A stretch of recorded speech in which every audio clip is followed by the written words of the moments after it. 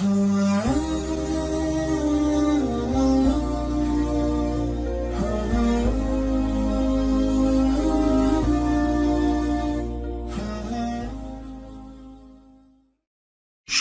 اللہ کا نام لے کر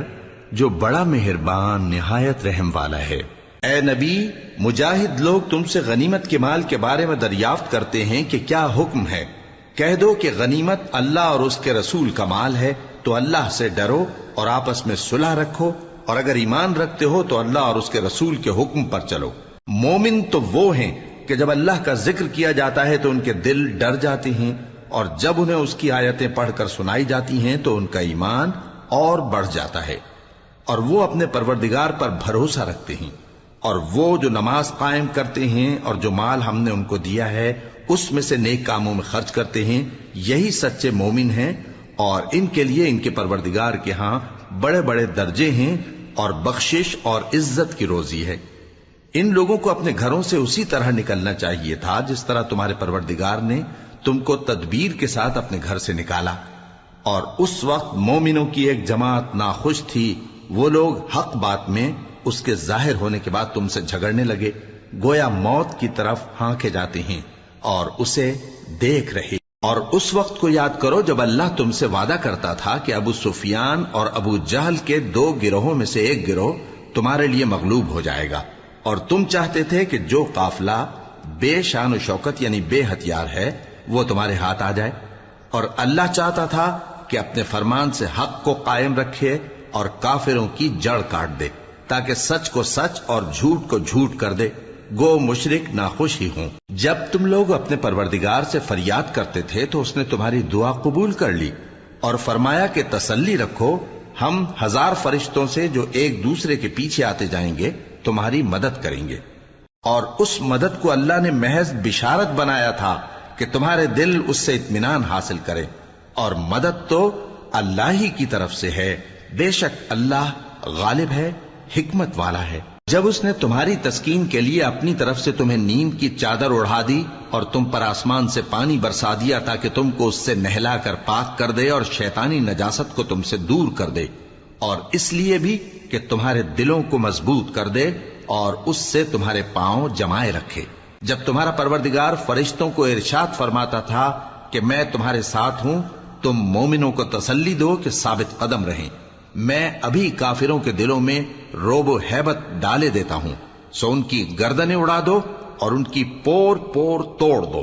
یہ سزا اس لیے دی گئی کہ انہوں نے اللہ اور اس کے رسول کی مخالفت کی، اور جو شخص اللہ اور اس کے رسول کی مخالفت کرتا ہے تو اللہ بھی سخت عذاب دینے والا ہے۔ یہ مزہ تو یہاں چکھو، اور یہ سمجھ لو کہ کافروں کے لیے آخرت میں دوزخ کا عذاب بھی تیار ہے۔ اے اہل ایمان، جب میدان جنگ میں کفار سے تمہارا مقابلہ ہو تو ان سے پیٹھ نہ پھیرنا، اور جو شخص جنگ کے روز اس صورت کے سوا کہ لڑائی کے لیے کنارے کنارے چلے یعنی حکمت عملی سے دشمن کو مارے یا اپنی فوج میں جا ملنا چاہے، ان سے پیٹھ پھیرے گا تو سمجھو کہ وہ اللہ کے غضب میں گرفتار ہو گیا، اور اس کا ٹھکانہ دوزخ ہے، اور وہ بہت ہی بری جگہ ہے۔ بس تم لوگوں نے ان کفار کو قتل نہیں کیا بلکہ اللہ نے انہیں قتل کیا، اور اے نبی، جس وقت تم نے کنکریاں پھینکی تھیں تو وہ تم نے نہیں پھینکی تھی بلکہ اللہ نے پھینکی تھی۔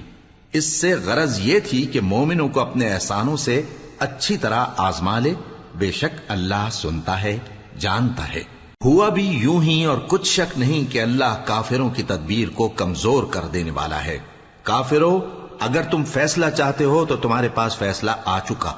اگر تم اپنے افعال سے باز آ جاؤ تو تمہارے حق میں بہتر ہے، اور اگر پھر نافرمانی کرو گے تو ہم بھی پھر تمہیں عذاب کریں گے، اور تمہاری جماعت خواہ کتنی ہی بڑی ہو تمہارے کچھ بھی کام نہ آئے گی، اور اللہ تو مومنوں کے ساتھ ہے۔ اے ایمان والو، اللہ اور اس کے رسول کے حکم پر چلو اور اس سے روگردانی نہ کرو جبکہ تم سنتے بھی ہو، اور ان لوگوں جیسے نہ ہونا جو کہتے ہیں کہ ہم نے سن لیا مگر حقیقت میں نہیں سنتے۔ کچھ شک نہیں کہ اللہ کے نزدیک تمام جانداروں میں بدترین وہ بہرے گونگے لوگ ہیں جو عقل سے کام نہیں لیتے، اور اگر اللہ ان میں خیر کی طلب دیکھتا تو ان کو سننے کی توفیق بخشتا، اور اگر یوں ہی انہیں سنوا دیتا تو وہ منہ پھیر کر بھاگ جاتے۔ مومنوں، اللہ اور اس کے رسول کا حکم قبول کرو جبکہ رسول تمہیں ایسے کام کے لیے بلاتے ہیں جو تم کو زندگی جاوداں بخشتا ہے، اور جان رکھو کہ اللہ آدمی اور اس کے دل کے درمیان حائل ہو جاتا ہے، اور یہ بھی کہ تم سب اس کے روبرو جمع کیے جاؤ گے۔ اور اس فتنے سے ڈرو جو خصوصیت کے ساتھ انہی لوگوں پر واقع نہ ہوگا جو تم میں گناہگار ہیں، اور جان رکھو کہ اللہ سخت عذاب دینے والا ہے۔ اور اس وقت کو یاد کرو جب تم زمین مکہ میں قلیل اور ضعیف سمجھے جاتے تھے اور ڈرتے رہتے تھے کہ لوگ تمہیں اڑا نہ لے جائیں، یعنی ختم نہ کر دیں، تو اس نے تم کو جگہ دی اور اپنی مدد سے تم کو تقویت بخشی اور پاکیزہ چیزیں کھانے کو دیں تاکہ اس کا شکر کرو۔ اے ایمان والو، نہ تو اللہ اور رسول سے خیانت کرو اور نہ اپنی امانتوں میں خیانت کرو، اور تم ان باتوں کو جانتے ہو، اور جان رکھو کہ تمہارا مال اور اولاد بڑی آزمائش ہے، اور یہ کہ اللہ کے پاس نیکیوں کا بڑا ثواب ہے۔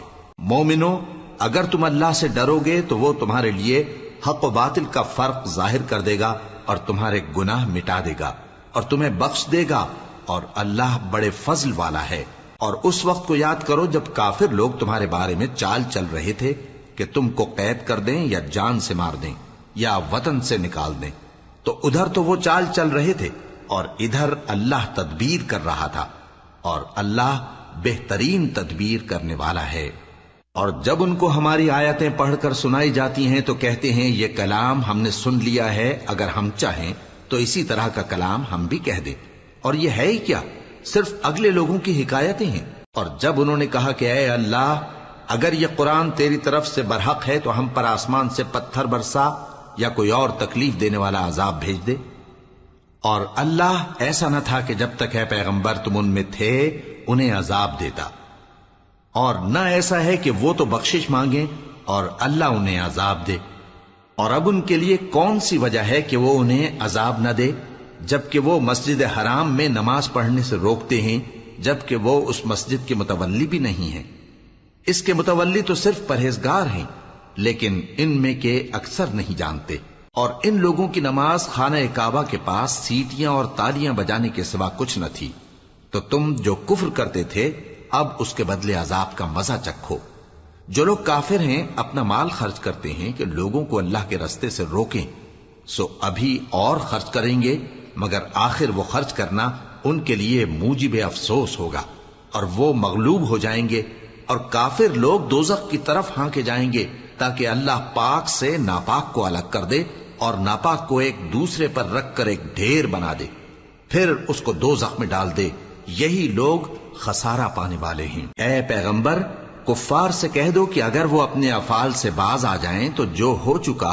وہ انہیں معاف کر دیا جائے گا، اور اگر پھر وہی حرکات کرنے لگیں گے تو اگلے لوگوں کا جو طریقہ جاری ہو چکا ہے وہی ان کے حق میں بھی برتا جائے گا۔ اور ان لوگوں سے لڑتے رہو یہاں تک کہ فتنہ یعنی کفر کا فساد باقی نہ رہے اور دین سب اللہ ہی کا ہو جائے، اور اگر وہ باز آ جائیں تو اللہ ان کے کاموں کو دیکھ رہا ہے، اور اگر روگردانی کریں تو جان رکھو کہ اللہ تمہارا حمایتی ہے، اور وہ خوب حمایتی اور خوب مددگار ہے۔ اور جان رکھو کہ جو مال غنیمت تم کفار سے حاصل کرو اس میں سے 5واں حصہ اللہ کا اور اس کے رسول کا اور اہل قرابت اور یتیموں کا اور محتاجوں کا اور مسافروں کا ہے۔ اگر تم اللہ پر اور اس نصرت پر ایمان رکھتے ہو جو حق و باطل میں فرق کرنے کے دن یعنی جنگ بدر میں جس دن دونوں فوجوں میں مٹ بھیڑ ہو گئی تھی، ہم نے اپنے محبوب بندے محمد صلی اللہ علیہ وآلہ وسلم پر نازل فرمائی، اور اللہ ہر چیز پر قادر ہے۔ جس وقت تم مدینے سے قریب کے ناکے پر تھے اور کافر دور کے ناکے پر، اور قافلہ تم سے نیچے اتر گیا تھا، اور اگر تم جنگ کے لیے آپس میں قرارداد کر لیتے تو وقت معین پر جمع ہونے میں تقدیم و تاخیر ہو جاتی، لیکن اللہ کو منظور تھا کہ جو کام ہو کر رہنے والا تھا اسے کر ہی ڈالے، تاکہ جو مرے بصیرت پر یعنی یقین جان کر مرے، اور جو جیتا رہے وہ بھی بصیرت پر یعنی حق پہچان کر جیتا رہے۔ اور کچھ شک نہیں کہ اللہ سنتا ہے، جانتا ہے۔ اس وقت اللہ نے تمہیں خواب میں کافروں کو تھوڑی تعداد میں دکھایا تھا، اور اگر بہت کر کے دکھاتا تو تم لوگ جی چھوڑ دیتے اور جو کام درپیش تھا اس میں جھگڑنے لگتے، لیکن اللہ نے تمہیں اس سے بچا لیا، بے شک وہ سینوں کی باتوں تک سے واقف ہے۔ اور اس وقت جب تم ایک دوسرے کے مقابل ہوئے تو کافروں کو تمہاری نظروں میں تھوڑا کر کے دکھاتا تھا اور تم کو ان کی نگاہوں میں تھوڑا کر کے دکھاتا تھا تاکہ اللہ کو جو کام کرنا منظور تھا اسے کر ڈالے، اور سب کاموں کا رجوع اللہ ہی کی طرف ہے۔ مومنو، جب کفار کی کسی جماعت سے تمہارا مقابلہ ہو تو ثابت قدم رہو اور اللہ کو بہت بہت یاد کرو تاکہ مراد حاصل کر لو، اور اللہ اور اس کے رسول کے حکم پر چلو، اور آپس میں جھگڑا نہ کرنا کہ ایسا کرو گے تو تم بزدل ہو جاؤ گے اور تمہاری ہوا اکھڑ جائے گی، اور صبر سے کام لو کہ اللہ صبر کرنے والوں کا مددگار ہے۔ اور ان لوگوں جیسے نہ ہونا جو اتراتے ہوئے یعنی حق کا مقابلہ کرنے کے لیے اور لوگوں کو دکھانے کے لیے گھروں سے نکل آئے اور لوگوں کو اللہ کی راہ سے روکتے ہیں، اور جو اعمال یہ کرتے ہیں اللہ ان کا احاطہ کیے ہوئے ہے۔ اور جب شیطان نے ان کے اعمال ان کو آراستہ کر دکھائے اور کہا کہ آج کے دن لوگوں میں سے کوئی تم پر غالب نہ ہوگا اور میں تمہارا رفیق ہوں، لیکن جب دونوں فوجیں ایک دوسرے کے مقابل صف آرا ہوئیں تو پسپا ہو کر چل دیا اور کہنے لگا کہ مجھے تم سے کوئی واسطہ نہیں، میں تو ایسی چیزیں دیکھ رہا ہوں جو تم نہیں دیکھ سکتے، مجھے تو اللہ سے ڈر لگتا ہے اور اللہ سخت عذاب کرنے والا ہے۔ اس وقت منافق اور کافر جن کے دلوں میں بیماری تھی کہتے تھے کہ ان لوگوں کو ان کے دین نے مغرور کر رکھا ہے، اور جو شخص اللہ پر بھروسہ رکھتا ہے تو اللہ غالب ہے، حکمت والا ہے۔ اور کاش تم اس وقت کی کیفیت دیکھو جب فرشتے کافروں کی جانیں نکالتے ہیں کہ ان کے چہروں اور پیٹھوں پر مارتے جاتے ہیں اور کہتے ہیں اب آگ کے عذاب کا مزہ چکھو، یہ ان اعمال کی سزا ہے جو تمہارے ہاتھوں نے آگے بھیجی ہیں، اور یہ جان رکھو کہ اللہ بندوں پر ظلم نہیں کرتا۔ جیسا حال فرعونیوں اور ان سے پہلے لوگوں کا ہوا تھا ویسا ہی ان کا ہوا کہ انہوں نے اللہ کی آیتوں سے کفر کیا تو اللہ نے ان کے گناہوں کی سزا میں ان کو پکڑ لیا۔ بے شک اللہ زبردست ہے، سخت عذاب دینے والا ہے۔ یہ اس لیے کہ جو نعمت اللہ کسی قوم کو دیا کرتا ہے جب تک وہ خود اپنے دلوں کی حالت نہ بدل ڈالیں اللہ اسے نہیں بدلا کرتا، اور اس لیے کہ اللہ سنتا جانتا ہے۔ جیسا حال فرعونیوں اور ان سے پہلے لوگوں کا ہوا تھا ویسا ہی ان کا ہوا۔ انہوں نے اپنے پروردگار کی آیتوں کو جھٹلایا تو ہم نے ان کو ان کے گناہوں کے سبب ہلاک کر ڈالا اور فرعونیوں کو ڈبو دیا، اور وہ سب ظالم تھے۔ جانداروں میں سب سے بدتر اللہ کے نزدیک وہ لوگ ہیں جو کافر ہیں، سو وہ ایمان نہیں لاتے۔ جن لوگوں سے تم نے صلح کا عہد کیا ہے پھر وہ ہر بار اپنے عہد کو توڑ ڈالتے ہیں اور اللہ سے نہیں ڈرتے، اگر تم ان کو لڑائی میں پاؤ تو انہیں ایسی سزا دو کہ جو لوگ ان کے پس پشت ہوں وہ ان کو دیکھ کر بھاگ جائیں، عجب نہیں کہ ان کو اس سے عبرت ہو۔ اور اگر تم کو کسی قوم سے دغابازی کا خوف ہو تو ان کا عہد انہی کی طرف پھینک دو کہ اس طرح تم سب برابر ہو جاؤ۔ کچھ شک نہیں کہ اللہ دغابازوں کو دوست نہیں رکھتا، اور کافر یہ خیال ہرگز نہ کریں کہ وہ آگے نکل گئے ہیں، وہ ہمیں عاجز نہیں کر سکتے۔ اور جہاں تک ہو سکے فوج کی جمعیت کے زور سے اور گھوڑوں کے تیار رکھنے سے ان کے مقابلے کے لیے مستعد رہو کہ اس سے اللہ کے دشمنوں اور تمہارے دشمنوں اور ان کے سوا اور لوگوں پر جن کو تم نہیں جانتے اور اللہ جانتا ہے ہیبت بیٹھی رہے گی، اور تم جو کچھ اللہ کی راہ میں خرچ کرو گے اس کا ثواب تم کو پورا پورا دیا جائے گا اور تمہارا ذرا نقصان نہ کیا جائے گا۔ اور اگر یہ لوگ صلح کی طرف مائل ہوں تو تم بھی اس کی طرف مائل ہو جاؤ، اور اللہ پر بھروسہ رکھو، کچھ شک نہیں کہ وہ سب کچھ سنتا ہے جانتا ہے۔ اور اگر یہ چاہیں کہ تم کو فریب دیں تو اللہ تمہیں کفایت کرے گا، وہی تو ہے جس نے تم کو اپنی مدد سے اور مسلمانوں کی جمعیت سے تقویت بخشی اور ان کے دلوں میں الفت پیدا کر دی، اور اگر تم دنیا بھر کی دولت خرچ کرتے تب بھی ان کے دلوں میں الفت پیدا نہ کر سکتے، مگر اللہ ہی نے ان میں الفت ڈال دی، بے شک وہ زبردست ہے، حکمت والا ہے۔ اے نبی، اللہ تم کو اور مومنوں کو جو تمہارے پیرو ہیں کافی ہے۔ اے نبی، مسلمانوں کو جہاد کی ترغیب دو۔ اگر تم میں 20 آدمی ثابت قدم رہنے والے ہوں گے تو 200 کافروں پر غالب رہیں گے، اور اگر 100 ایسے ہوں گے تو 1000 پر غالب رہیں گے، اس لیے کہ کافر ایسے لوگ ہیں کہ کچھ بھی سمجھ نہیں رکھتے۔ اب اللہ نے تم پر سے بوجھ ہلکا کر دیا اور معلوم کر لیا کہ ابھی تم میں کسی قدر کمزوری ہے، پس اگر تم میں 100 ثابت قدم رہنے والے ہوں گے تو وہ 200 پر غالب رہیں گے، اور اگر 1000 ہوں گے تو اللہ کے حکم سے 2000 پر غالب رہیں گے، اور اللہ ثابت قدم رہنے والوں کا مددگار ہے۔ پیغمبر کو شایع نہیں کہ اس کے قبضے میں قیدی رہیں جب تک کافروں کو قتل کر کے زمین میں کثرت سے خون نہ بہا دے۔